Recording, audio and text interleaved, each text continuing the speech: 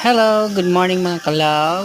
For today's video, nandito kami sa Tacloban para bumili ng mga gamot para sa buhok, mga sabon, lotions, and other stuff para magamit mamaya because I have a client.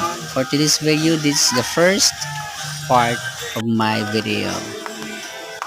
Sinamahan po ako ni Love para bumili ng mga gamot para sa buhok. Bumili din kami ng mga sabon, hair coloring, mga panggamit para sa buhok para mamaya sabak agad. So that's all for today.